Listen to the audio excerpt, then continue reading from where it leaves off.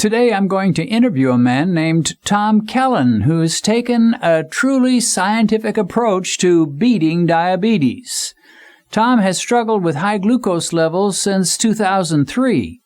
But after a few years of not taking things too seriously, he made some dietary changes and drove his A1C down into the 5s, where it has been for many years. But it wasn't until the COVID pandemic hit that he decided he was going to give this struggle against diabetes everything he had. Tom wrote me an email, and he shared some of his results in May 2020. He said, "During May, I tested my blood sugars 5 times daily. Upon arising, 60 minutes post-meal for each meal, immediately prior to meal 2, and at bedtime. My freestyle report for May showed 155 tests with an average glucose reading of 90, a standard deviation of 11.9, a high reading of 125, and a low of 62. Well, when I read Tom's email, I was impressed with his analytical approach and with the fact that he actually put his blood sugar levels and his A1Cs on spreadsheets. And certainly, his results speak for themselves."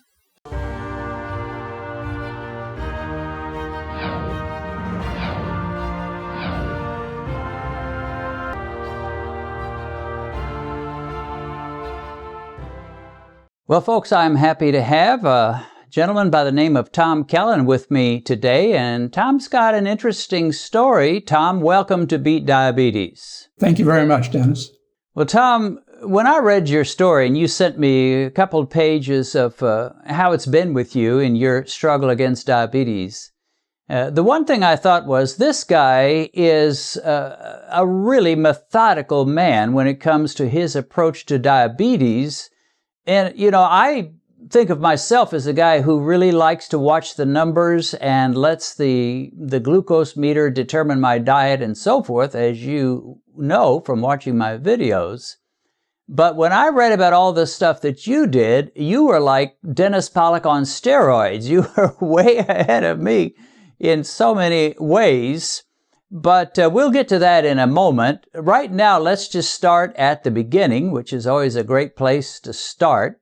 And your first diagnosis with diabetes goes back quite a while. Tell us about when you first were diagnosed and your reaction. Yeah, it was actually very similar in history to yours. As I said in my letter to you, my email message, it was in March of 2003, and it was kind of a routine physical. I had just retired from one job, and I was going in for the usual workup, and doctor had me come back, and he did this oral glucose tolerance test, which I had, of course, never heard of. And when I got the results back, he said, "Oh yeah, you're diabetic." I said, "What?" So it definitely was a life-changing moment. Yeah, and what was your A1C? Do you know when they diagnosed you? Actually, I did not get it at that time, but I went back a month later.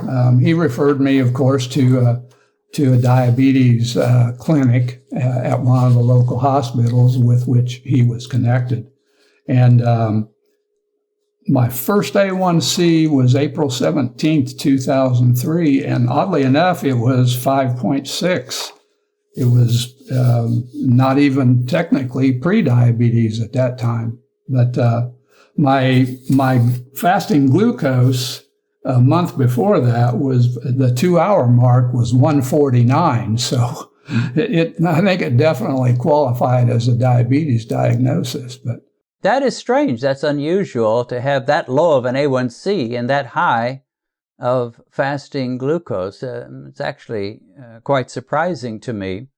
But when you heard the D word, you heard about diabetes, you immediately went into the problem-solving mode, and you strike me, Tom, as a problem solver, a guy that wants to fix anything that needs fixing.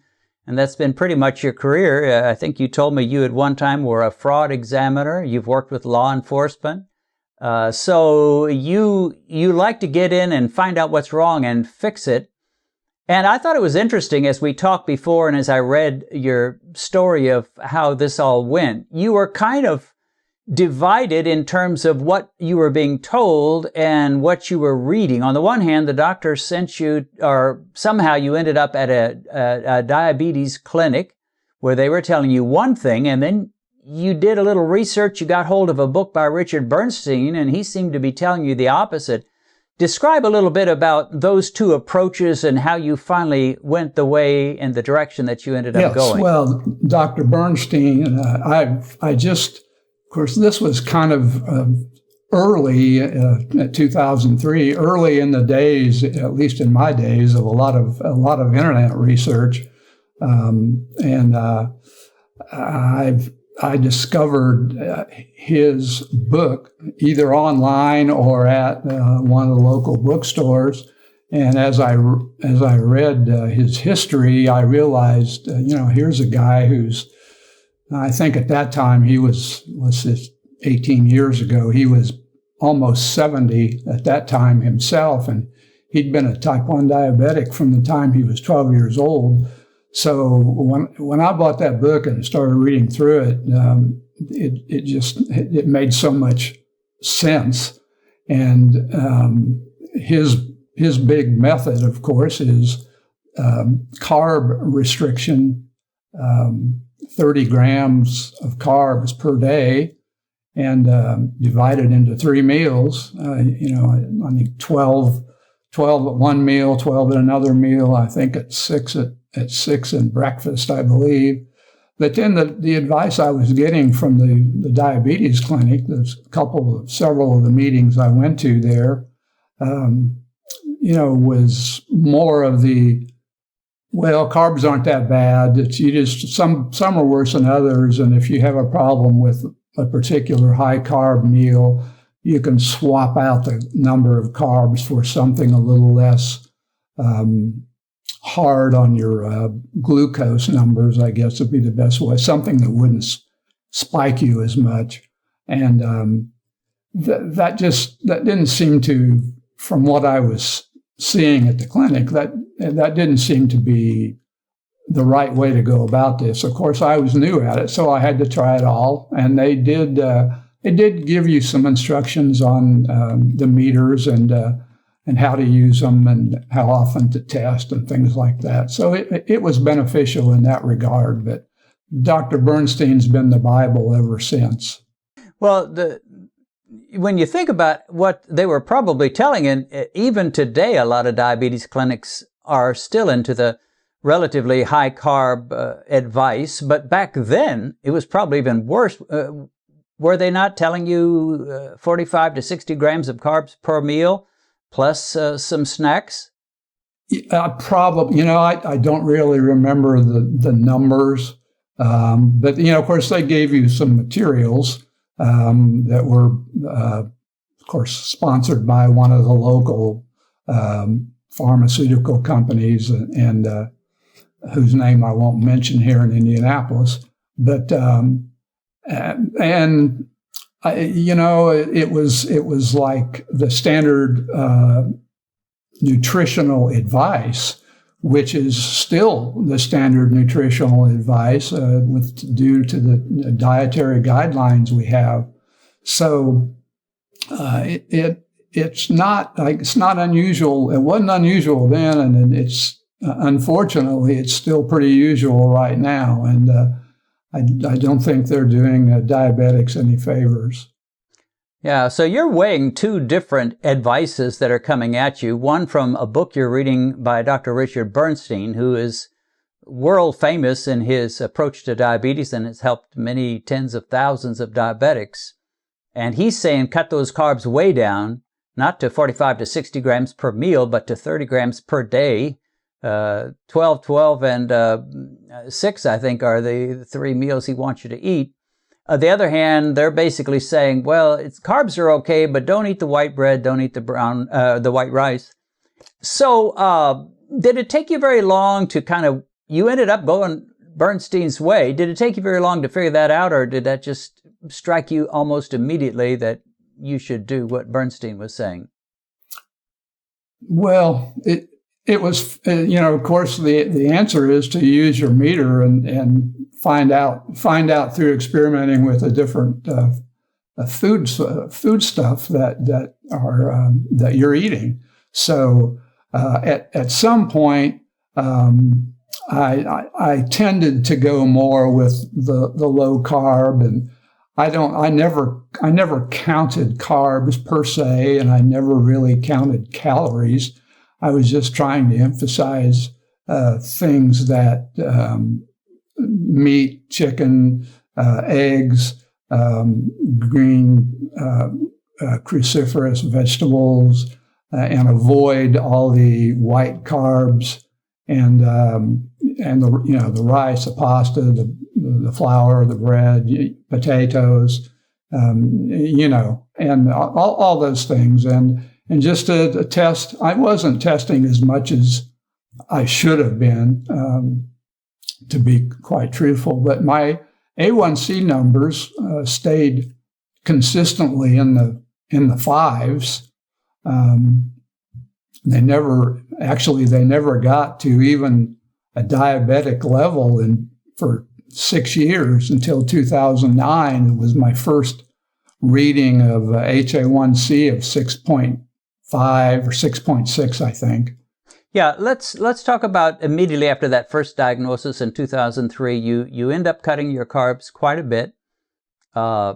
So you didn't really seem to have a problem for about 6 years. Did you see good results when you went back to the doctor? I assume you went back in about 3 months to see how things were progressing. Yeah, I was on an every 4 month, 3 times a year schedule at that time. And like I said, up all the way through from 2003 through 2009. And actually in 2008, I had a couple of 6.4s. But all before that, it was in the fives. It's pretty steady, 5.4, 5.6, et cetera. And then in 2008, there was a couple of 6.4s. And then in March of 2009, the 6.6. And in June of 2009, 6.5, 3 months later. Right. So those are the diabetic numbers at 6.5 or higher.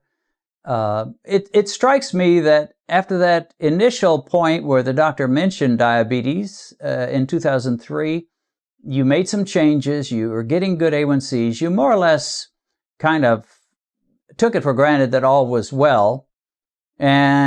But you mentioned that you kind of, we would use the word backslide sometimes. We Christians talk about backsliders. You kind of ended up a backslider. You mentioned that you were sometimes eating sandwiches with French fries for lunch, which is probably not the ideal lunch for a diabetic, sometime in that period. That's absolutely correct. What happened, I said a while ago, I retired from a job there in 2002. In early 2002, and then the next year I got the diagnosis. Well, in 2006, I went back to work here in Indiana, and I was just a little negligent. I wasn't watching what I was doing with the food, and I was at the office and had mostly an office job, although we were out fairly often. And I'd go to lunch and, hey, let's have a sandwich and some fries. And it crept up on me, of course, as well it should. And after that happened, after that 6.6 followed by a 6.5 in June 2009, I said, that's enough of this. And July 1st, 2009, I backpedaled on my backpedaling, I guess is the best way to say it. I decided, hey, I'm not gonna do this any longer. I'm eating way too much junk, and I need to step it up and watch my carbs again the way I was. So So I started watching it closer, and sure enough, but then the next reading in October, it was back in, I think it was 5.8. And it stayed, once again, it stayed in the fives. And all the way through 2000, actually, yeah. All the way, it stayed in the 2005s all the way until now, because I never went any higher than that 5.8 since then. Well, let me just share a couple things about why I wanted to interview you. Tom, your story is not nearly so dramatic as a lot of people I've interviewed. I mean, I've talked to people with A1Cs of 14, 12. One guy even had 17. You barely kind of crept up to the diabetic level, and then you began to back off from it. And I think there's a couple of important points we can gain from your story. One of them, of course, is that you had enough sense to know this is nothing to play around with, and you, as soon as it started getting close to diabetes, you started backing off. And secondly was the methodical approach you've taken in terms of your reading, in terms of your research, in terms of keeping statistics on your own blood sugar. So in the when you finally hit the diabetic level, you immediately made some changes. You got better numbers. You got down into the lower fives for a while. And then what I want to talk about for a little bit is you mentioned the pandemic in 2020, and we're just coming out of the end of that right now, hopefully. But a lot of people have told me that when the pandemic hit, their habits got worse. They ate more junk. They let go of their tight control of their glucose. They just weren't very well behaved sitting around the house all the time. But in your case, you did the reverse. You weren't too bad off before the pandemic, but when the pandemic came, you really, really got serious. Tell us a little about that. I thought, I've been trying to get my blood sugars down in the fours for the last several years, because now I'm fully retired and have been since 2016. And my blood sugars were getting lower and lower. From 2016, they were down in the low fives, and they've stayed down in the low fives. And I thought, well, let's get rid of some of the things that I have been reluctant to get rid of, like non-dairy creamer, for example, and half, and Splenda in the packets. That have maltodextrin and dextrose in them, which over time adds up. So I was just trying to put the hammer down on cutting out a lot of the things that, even though they weren't individually all that much, taken all together, they probably added a little too much baggage to my load already. So I was just trying to cut it down to the bare minimums. So I did that with food, but I tracked everything I was eating and drinking, not so much drinking, but eating, and tracked my exercise and started testing my blood sugar. Instead of a couple of times a day, I was doing it for a while, 5 times a day. Once in the morning, once in the evening, once after each of the 2 meals I was eating, and then once before the second meal. So that's 5 times a day. So, and I was putting that all on an individual spreadsheet every day. So I got a pretty good feel from all that, what was, what my numbers were doing, and I was pretty satisfied with it. Yeah, I have to admire you, Tom, because you took this very, very seriously. You are, among other things, a CPA or a retired CPA. You know numbers very well, and you were determined to look at the numbers, look at the data, and make changes based on that. And it has worked for you, hasn't it? Yeah, it's done pretty well. I was. Oddly enough, while I was waiting to talk with you today, I looked at my history of my A1Cs, which I happen to have on a spreadsheet, of course. And I was looking at all my A1Cs here, and I would also have my fasting glucose numbers next to it. And I noticed something I'd never noticed in all these years I've been doing this was I never really had a fasting glucose below 100, even though my A1Cs were fairly decent. I never had only had a few A1Cs, fasting glucose numbers below 100 up until 2017. They were in the low 100s usually, or sometimes in the early years they were in the 120s, which is way too high. And so yeah, I think I've managed to stretch them about as low as I can without depriving myself of food. So. Now, tell us your age, Tom. Must I? Yeah. Well, it might help somebody. 74. 74.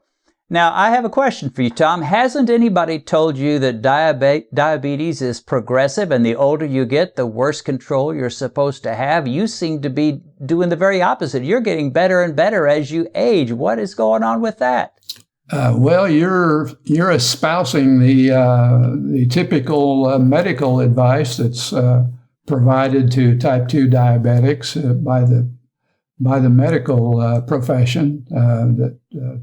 This is my opinion, of course, that that's exactly what they're espousing. That hey, it's a progressive disease, and we'll put you on metformin now, and then if that doesn't work, we'll up the dosage a little bit. We'll go from 500 milligrams to 1,000 milligrams. If that doesn't work, we'll try a couple of 1,000 milligrams a day. And if that doesn't work, then we'll go on to some other more potent drugs.